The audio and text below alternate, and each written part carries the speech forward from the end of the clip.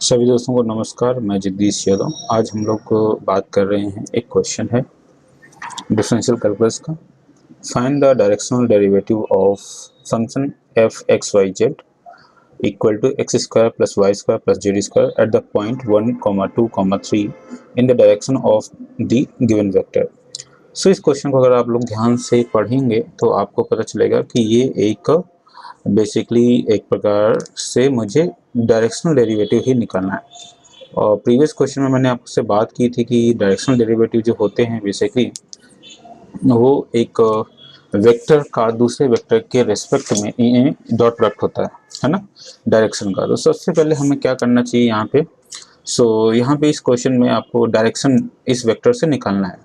तो ये एक वेक्टर है, इस वेक्टर की मदद से आप लोग यूनिट वेक्टर निकाल लाएंगे, डायरेक्शन निकालेंगे, डायरेक्शन वेक्टर निकालेंगे, है ना। डायरेक्शन वेक्टर आप लोग फाइंड आउट करते हैं। डायरेक्शन वेक्टर निकालेंगे तो डायरेक्शन वेक्टर क्या होगा, given vector divided by its magnitude.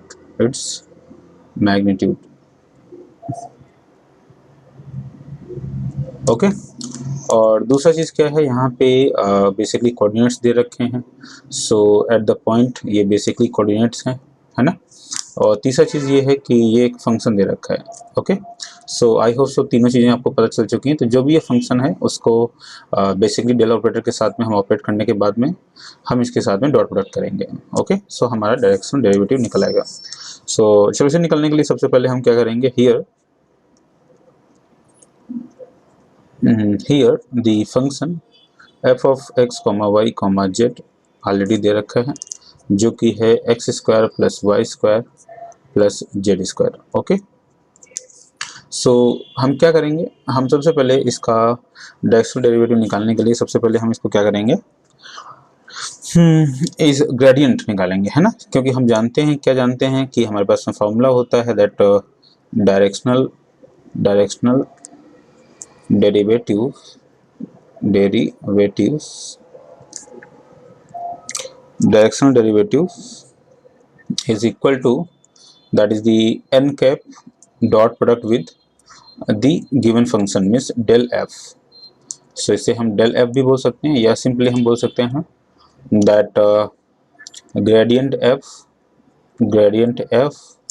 with dot product n। Okay. ये बेसिकली आपका यूनिट वेक्टर है। ये क्या है आपका यूनिट वेक्टर जिसे हम डायरेक्शनल वेक्टर भी कह रहे हैं, और डायरेक्शनल वेक्टर है।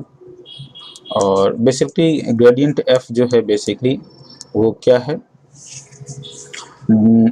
बेसिकली वो है डॉट प्रोडक्ट है। बेसिकली यहाँ पे हम बोल सकते हैं कि फाई जो है F is scalar function, here F is scalar point function with del operator,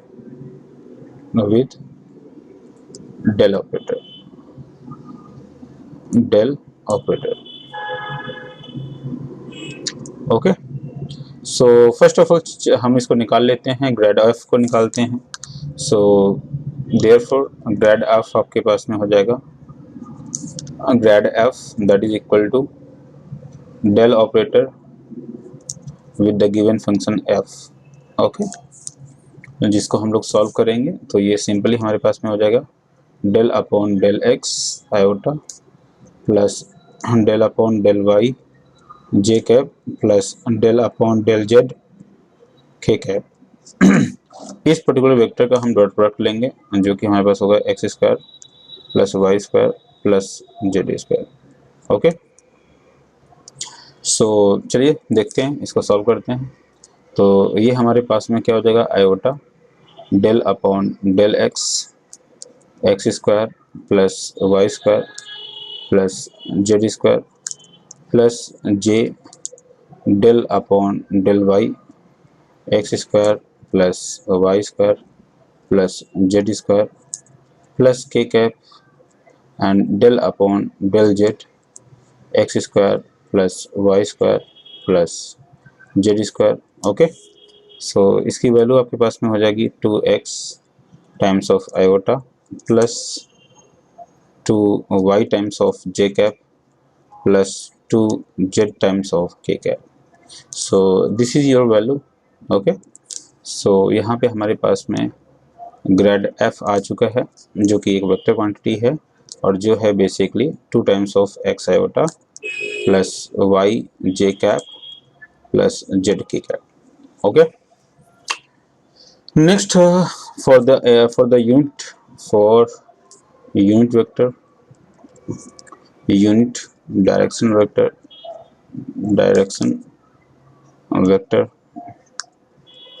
that is equal to, the given vector is unit direction vector means of 3 iota plus 4 j cap plus 10 times of k cap. So that will be 3 times of iota plus 4 j cap plus 10 times of k cap divided by root, that is 3 का square 9 plus 4 का square 16 plus 10 का square 100. Okay, so almost that is equal to 125. Okay, so 3 iota plus 4 j cap plus 10 k cap divided by 125. Okay, further it can be written as 5 root 5, so that is equal to 1 by 5 root 5 times of 3 iota plus 4 of j cap plus 10 cap. Okay, so now the required answer. So required directional derivative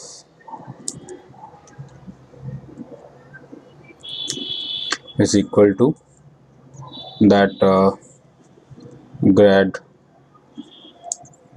f dot a cap.